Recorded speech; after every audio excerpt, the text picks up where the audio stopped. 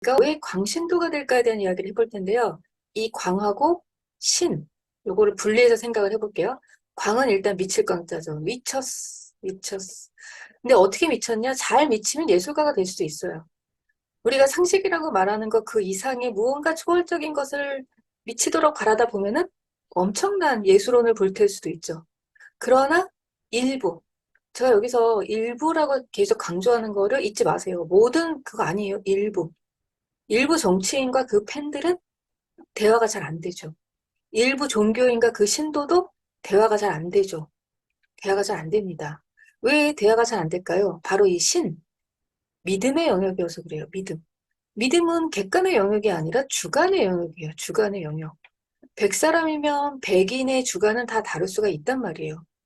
그런데 우리가 거기서 공통 분모를 추출해서 그래도 너랑 나랑은 이런 유형에 속하는구나. 그러면서 MBTI도 나오고 뭐 그러는 건데, 그런데 이 믿음의 영역에서 체험이라는 것이 확 들어가 버리면 너무너무너무 강렬해집니다.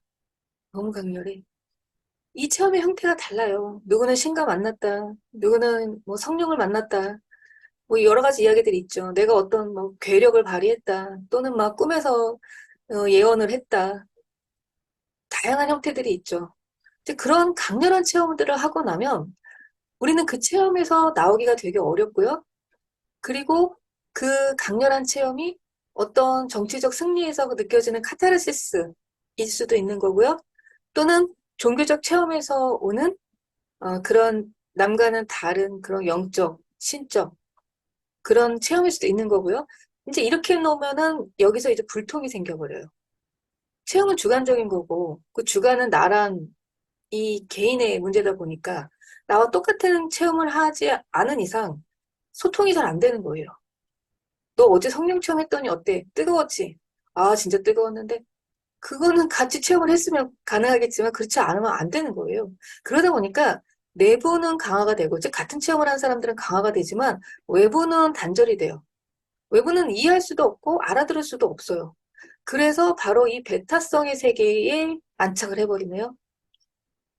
이게 배타적이 되다 보니까 상대는 더 물러나죠. 소통이 안 되니까. 같은 언어를 사용하지 않아.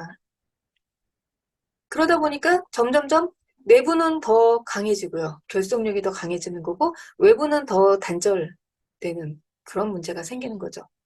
한국에서 그래서 정치 얘기하지 말고 종교 얘기하지 말라고 그러는 게 사실은 달리 그런 게 아니라 교과서적인 내지는 뭐 우리가 상식이라고 말하는 그런 정치와 종교의 얘기가 아니라 그 바로 주관의 영역으로 들어가 버린 그 정치. 내가 너무 옳아서 다른 사람들이 말하는 게 듣기 싫은 그런 분들도 있고, 종교. 내가 믿는 게 진리여서 다른 사람들은 다 비진리처럼 보이고, 다른 사람들은 다 뭔가 사탄의 길, 이단의 길로 빠진 것 같고, 그런데 또 누구는 나보고 이단이라고 그러고, 그런 이제 길에 빠지신 분들 때문에 우리가 한국에서는 정치 얘기하지 말고 종교 얘기하지 말라고 그러는데 제가 지금 정치 얘기, 종교 얘기를 같이 하고 있죠. 미친 거예요, 저도. 미친 거예요.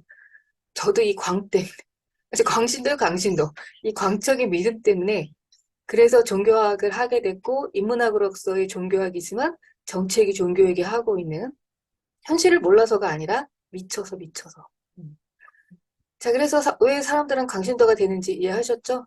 이거를 억지로 너 광신도야라고 이야기를 하면 그럼 그쪽에서는 굉장히 또 상처를 받아요.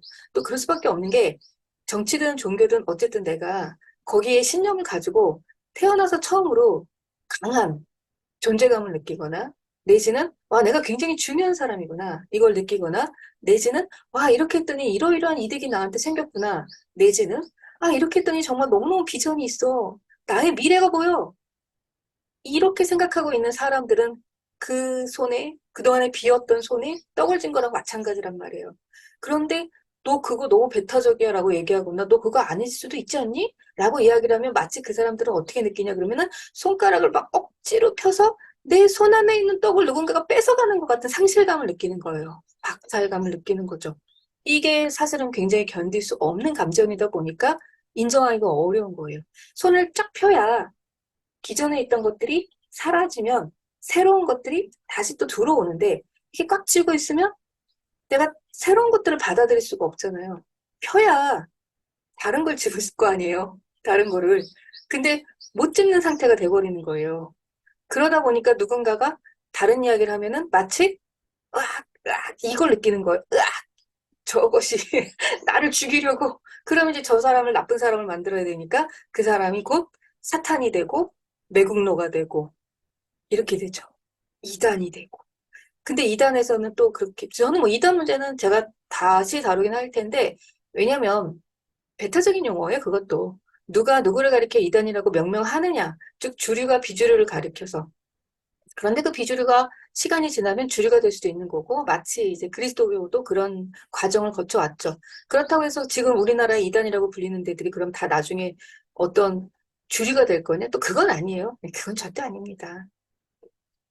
오해하지 마시길.